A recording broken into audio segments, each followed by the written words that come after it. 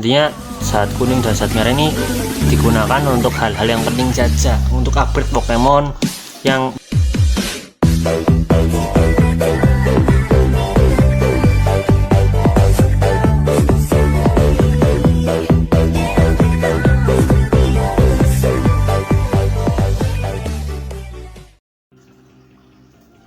Assalamualaikum warahmatullahi wabarakatuh. Selamat datang kembali teman-teman di game Pokemon Aloha Pika Pika. Oke, di video kali ini kita ada di server 3, server utama kita, untuk membahas tips bagi player baru ya dalam bermain Pokemon Aloha Pika Pika ya. Untuk player baru bisa, untuk player lama yang memang belum paham ya juga bisa nonton video ini, pasti ada ada manfaatnya. Oke, langsung saja kita masuk ke videonya.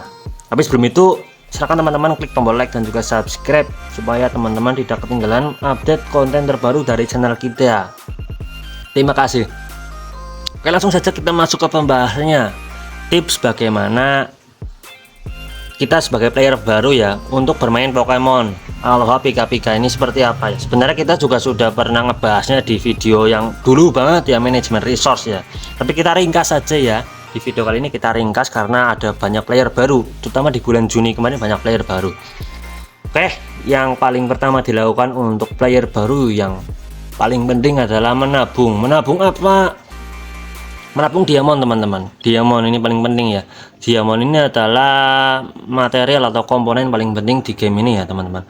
Diamond yang paling pertama adalah menabung diamond. Yang kedua apalagi bang? Yang kedua ada di sini teman-teman. Material yang paling penting adalah Universal Shard sini ya, Common Universal Shard, Legendary Universal Shard sama aja. Yang penting shard itu penting.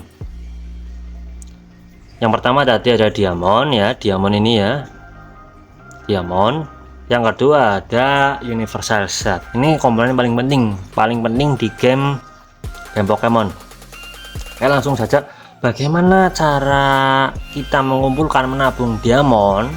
Bagaimana caranya bang? Nah, caranya ya daily saja tiap hari ya, terutama dari value pack kita bisa dapat 100 ya, tiap harinya kita bisa dapat 100 diamond setiap hari. Lalu kita sign in tiap hari juga ada reward diamond, setiap 10 hari dapat 300 diamond. Lalu dari arena, kalau arena kita rankingnya tinggi, kita juga bisa dapat diamond juga dari sini. Arena kita turun loh, Old Father Time. Oke, itu intinya ada bagaimana cara kita menabung diamond, ada di video sebelumnya. Bisa teman-teman scroll saja di beranda YouTube kita, teman-teman cari saja itu fungsi diamond, nabung diamond, cara nabung diamond secara ringkas ya. Oke, kalau dari zat kuning dan zat merah ya teman-teman bisa dapetin dari daily tiap hari ya. Intinya zat kuning dan zat merah ini digunakan untuk hal-hal yang penting saja, untuk upgrade Pokemon yang mau dipakai ya. Intinya kalau sebagai player baru yang penting diamondnya jangan nafsu di gacha, di spin buat gacha ini gacha itu, jangan terlalu nafsu, karena diamond ini kita gunakan untuk gacha di banner Bidwar atau banner si Red Draw ini ya, Legendary Summon ini namanya Red Draw untuk teman-teman yang belum tahu ya. Sedangkan untuk Legendary Shell yang di sini ini Bidwar. Nah, untuk diamond itu fungsi paling utama adalah untuk ngegacha Pokemon di Bidwar dan juga retro biar kita dapat Pokemon baru. Nah, seperti itu teman-teman. Karena kalau kita cuma pakai Pokemon S ya nih, kita cuma pakai Pokemon S kayak gini, ini kita kurang bisa bersaing ya. Ini sangat susah kalau pengen bersaing dengan Pokemon S. Karena kalau pengen bersaing ya wajib pakai Pokemon S plus yang bisa didapatkan dari Bidwar dan juga Red Draw. Aduh, sinyalnya hilang teman-teman. Oke, nah itu diamond teman-teman. Fungsi dari diamond yang paling utama itu untuk ngegacha di Bidwar dan juga Red Draw. Sedangkan untuk universal saat ini fungsinya agak susah, agak rumit dijelasin ya. Intinya zat kuning ini jangan dibuat upgrade untuk Pokemon S ya. Misalkan kita Pokemon S ya, Pokemon S kita yang belum max star ini, si Absol ya. Misalkan si Absol nih, kita kan butuh nih baru 26 zat Absol, kita combine zat kuning ini jadi zat Absol itu jangan teman-teman, jangan di combine jadi Absol ya. fungsi zat kuning yang paling utama adalah di combine jadi zat merah. Misalkan kita punya 7 ya, kita combine satu jadi zat merah. Nah kayak gini, fungsi zat kuning yang paling penting itu kayak gini, untuk combine jadi zat merah. Nah zat merah itu buat apa? Buat combine dijadiin Pokemon S plus teman-teman, kayak gini ya. Nah ini kan kita bisa combine nih 740 zat bisa jadi zat HO kayak gini ya. Nah gitu intinya, buat upgrade Pokemon S plus zat merah tuh buat upgrade Pokemon S plus. Tapi ya saran kita kalau pengen upgrade Pokemon S plus yang paling utama adalah si DPS dulu teman-teman. DPS kita wajib di upgrade bintangnya. Setelah DPS kita wajib upgrade Pokemon support. Misalkan kita anggap ini support ya, support healer ya, jadi kita baru upgrade setelah DPS kita sudah di upgrade baru support. Tapi yang kalau memang kita belum pengen upgrade Pokemon, upgrade bintangnya, kita biarin aja di bintang 4, lebih bagus seperti itu teman-teman. Itu fungsi dari universal set.